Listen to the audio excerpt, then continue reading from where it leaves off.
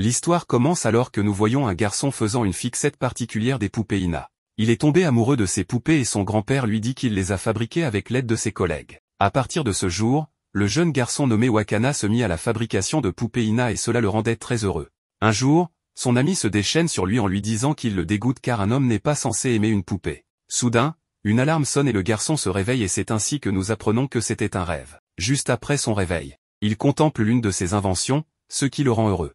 Il descend ensuite l'escalier et va saluer son grand-père avec lequel il vit avant d'aller faire sa prière matinale. Son grand-père le réprimande pour passer trop de temps à créer des poupées et qu'il ne dort pas assez. Pour sa défense, il dit qu'il avait commencé une nouvelle poupée et son enthousiasme l'a poussé à rester debout tard la nuit. Malgré tous ses efforts, il reconnaît qu'il n'arrive pas encore à la cheville de son grand-père qui est dans le domaine depuis 48 ans. Alors il le rassure car il a encore du temps devant lui. Il lui demande s'il a réussi à se faire des amis à l'école, et cette question l'a surpris. Son papy sait qu'il a toujours été introverti donc il voulait savoir si sa situation avait un peu évolué. Il ment à son papy disant qu'il en a plein mais c'est qu'il n'arrive pas à se voir à cause de leur emploi du temps chargé, ce qui rassure son grand-père. Après son petit déjeuner, il se dirige vers l'école tout en marchant seul. Elle commence à ranger et Gojo lui demande ce qu'elle fait ici. Une fois en classe, les autres élèves discutent entre eux mais Wakana n'a aucun ami alors il reste seul. Il trouve que ce n'est pas important d'avoir des amis car son seul rêve est de devenir fabricant de poupées Ina. Donc il n'a pas le temps à accorder aux autres alors qu'il peut s'entraîner et admirer ses poupées. Il trouve cela triste mais il ne peut rien faire face à cette situation. En écoutant ses camarades de classe, il se rend compte qu'ils sont de différents mondes. Pour éviter de créer un malaise et de troubler l'harmonie, il décide de ne pas s'imposer. Alors qu'il est perdu dans ses pensées, soudain, une fille fait un saut en arrière et se cogne la tête contre le bureau de Gojo. Alors que ses amis s'inquiètent pour lui, elle dit qu'elle n'a rien de grave. Elle se tourne alors vers Gojo et lui demande s'il va bien et il confirme par oui. Elle remarque de l'encre sur son bras et commence à lui caresser le bras pensant que c'est une coupure, ce qui fait rougir notre gars. Il retire son bras et dit que ce n'est rien de grave, ce qui réjouit la fille qui part avec ses amis. Cet échange était une surprise pour Gojo qui ne s'attendait pas à cela. La fille se nomme Kitagawa Marine et Gojo fait remarquer qu'ils ne sont pas du même monde car elle est une fille joyeuse et qu'elle a plein d'amis. L'une de ses amies raconte comment Kitagawa a fait balader un gars qui essayait de la draguer mais qui a fini par se moquer d'elle car elle est une fan d'anime. Une autre de ses amies lui dit qu'elle aurait dû donner une autre chance au gars étant donné qu'il est mignon. Kitagawa se moque de sa beauté car elle n'aime pas les gars qui ont ce caractère. Elle ne trouve pas normal qu'un gars critique ce qu'elle met sur son sac du moment qu'elle lui plaît. Elle a trouvé que le gars est trop prétentieux et c'est déplaisant de se moquer du goût des autres. Gojo trouve que la façon de vivre de Kitagawa doit être très agréable. Après les cours, Gojo est de service de ménage de la classe alors que ses camarades lui demandent de s'occuper de leur ménage à leur place et il accepte. Cette situation ne lui convient pas mais pour éviter de le mettre mal à l'aise, il accepte leur demande. Alors qu'il se presse pour vite finir et rentrer, Kitagawa entre dans la salle, ce qui le surprend. Elle commence à ranger et Gojo lui demande ce qu'elle fait ici. Elle dit qu'elle est de corvée, ce soir mais qu'elle a dû faire un détour par les toilettes d'abord. Elle demande après les autres mais Gojo dit qu'ils sont partis à leur boulot mais Kitagawa lui dit qu'ils lui ont simplement refilé le sale boulot.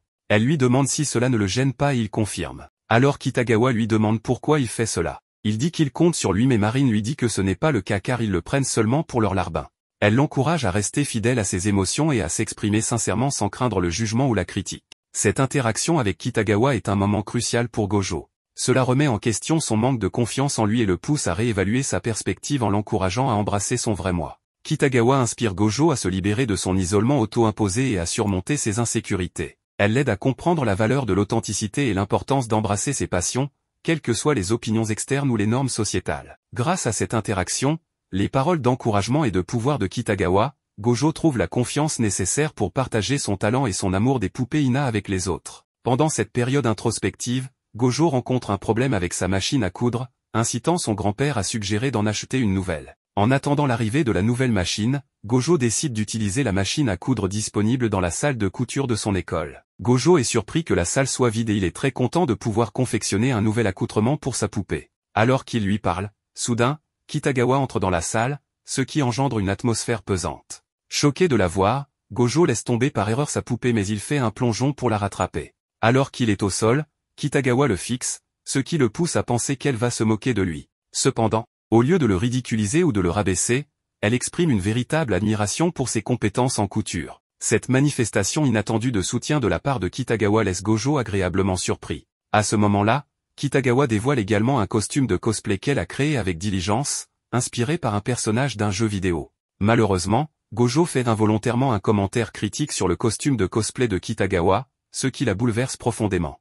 Le commentaire, bien qu'involontaire, provoque du chagrin et des sentiments blessés. Il sert de rappel que même avec de bonnes intentions, des paroles imprudentes peuvent profondément et négativement affecter les autres. Ce retournement de situation met en lumière la complexité des interactions humaines et l'importance d'une communication réfléchie. Alors que Kitagawa avait encouragé et soutenu la passion de Gojo pour les poupées Ina, la critique involontaire de Gojo envers son costume de cosplay met en évidence sa vulnérabilité et son potentiel de croissance dans la compréhension et l'empathie envers les autres. C'est une leçon pour Gojo d'être conscient de l'impact que ses paroles peuvent avoir sur les autres, en particulier en ce qui concerne leurs expressions créatives et leurs efforts. Cependant, malgré la critique involontaire et la brève tension qui en découle, Kitagawa fait un pas courageux en avant. Elle demande à Gojo s'il serait prêt à créer un costume similaire pour elle, partageant à quel point le personnage de Shizukuro lui est profondément significatif. Kitagawa exprime sa confiance dans les compétences de Gojo et sa capacité à donner vie à sa vision de cosplay. Bien que Gojo n'ait jamais confectionné de vêtements pour de vraies personnes auparavant,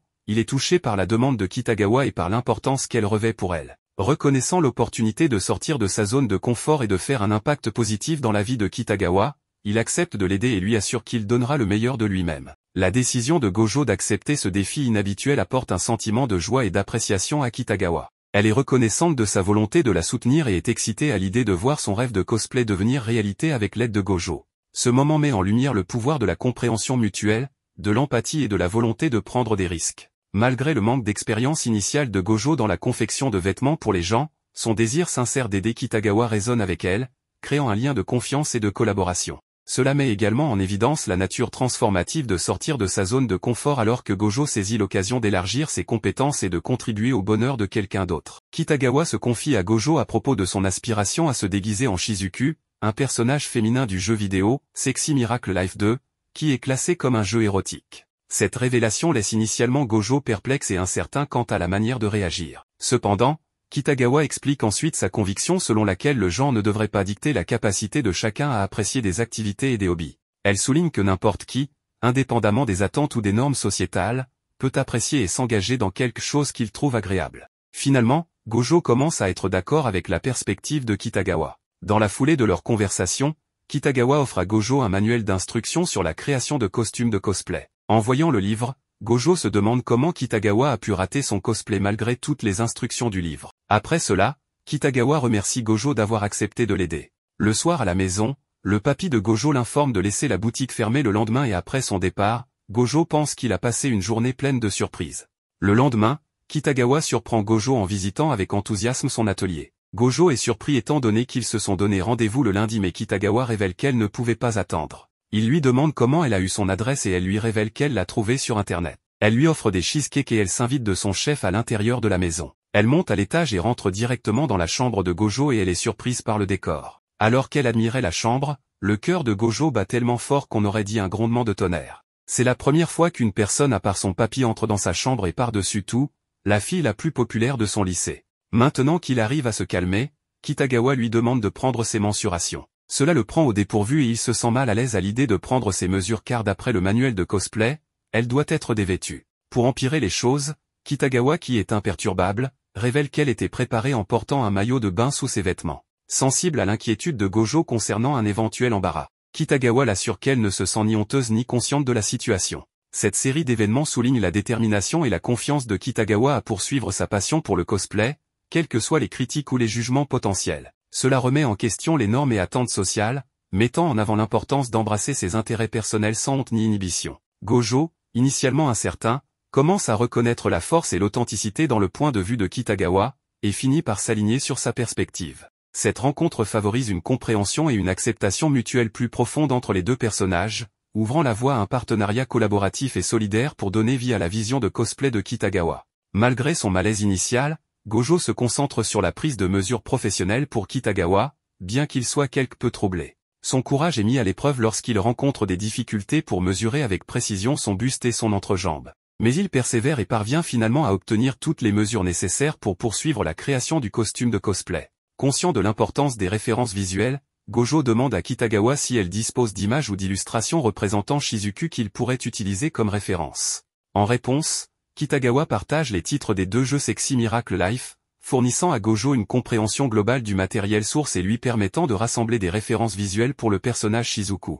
En fournissant à Gojo les titres des jeux Sexy Miracle Life, Kitagawa lui fournit les ressources nécessaires pour se familiariser avec l'apparence et les caractéristiques de Shizuku, garantissant que le costume de cosplay final sera fidèle au matériel source. Dans l'ensemble, cet échange illustre le partenariat croissant et la collaboration entre Gojo et Kitagawa alors qu'ils travaillent ensemble pour donner vie à la vision de cosplay de Kitagawa. Cela souligne également l'importance d'une communication claire et d'une préparation approfondie dans le processus créatif, permettant à Gojo de produire un costume qui représente avec précision Shizuku des jeux Sexy Miracle Life. Plus tard dans la nuit, Gojo se lance dans la lecture des jeux Sexy Miracle Life comme moyen de mener des recherches pour le costume de cosplay qu'il crée pour Kitagawa. Cependant, cette décision déçoit son grand-père, qui exprime son mécontentement face à l'immersion de Gojo dans les jeux. Gojo cherche à approfondir sa compréhension des personnages, de leur design visuel et de leur représentation globale dans le récit des jeux. Il considère cette recherche comme un moyen de garantir l'exactitude et l'authenticité dans sa création de cosplay.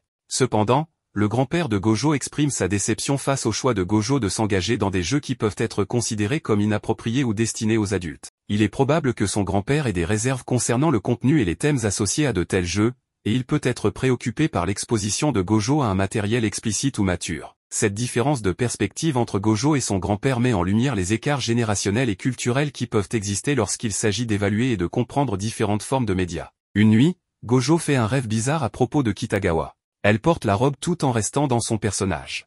Kitagawa l'appelle maître et lui demande de regarder ses parties intimes. Le lendemain matin à l'école, il se demande comment il est censé l'affronter après ce rêve honteux. Dès qu'il voit Kitagawa, il s'excuse, même s'il ne lui dit pas de quoi il s'agit, laissant Kitagawa confuse. Quelques étudiants voient les deux discuter et commencent à chuchoter entre eux, se demandant s'ils sortent ensemble ou non. Il conclut alors qu'il n'y a aucun moyen qu'elle sorte avec lui. Les chuchotements affectent Gojo, qui commence à éviter Kitagawa. Chaque fois qu'elle essaie de l'approcher, il s'enfuit. Ce jour-là après l'école, quand Kitagawa prend finalement Gojo par surprise, elle l'invitait à faire du shopping avec elle. Il remarque que certains étudiants les voient ensemble, il décline donc poliment son invitation. Il s'enfuit à nouveau et se cache derrière un coin. Mais elle l'attrape rapidement et lui dit de s'exprimer s'il a un problème avec elle. Finalement, Gojo admet que les gens penseront qu'ils se connaissent s'ils les voient parler ensemble, donc il vaut mieux qu'ils ne se fassent pas voir ensemble. Kitagawa n'a pas de problème avec ça, et insiste sur le fait qu'ils sont déjà amis. Il mentionne que certains élèves spéculent sur le fait qu'ils sortent ensemble, et en retour, Kitagawa le taquine en demandant « Alors, pourquoi ne sortirions-nous pas ensemble ?»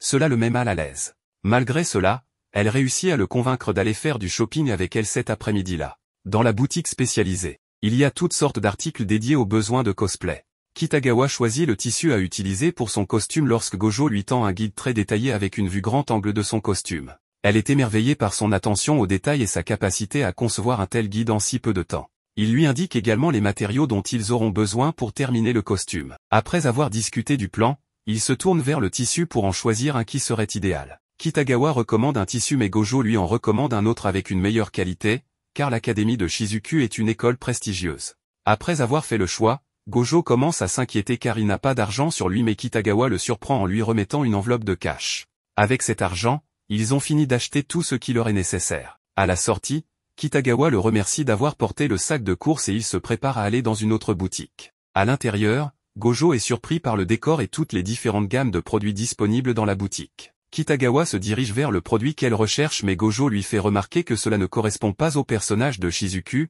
c'est ainsi qu'il découvre qu'elle n'a aucun sens du détail. Gojo a donné ses opinions honnêtes et ses suggestions sur les articles qu'il devrait acheter, et Kitagawa lui en est reconnaissante. Elle admet qu'elle choisit toujours les mauvaises choses, et que sans lui, elle serait dans le pétrin. Il ne leur reste plus qu'à acheter des jarretières et des bas.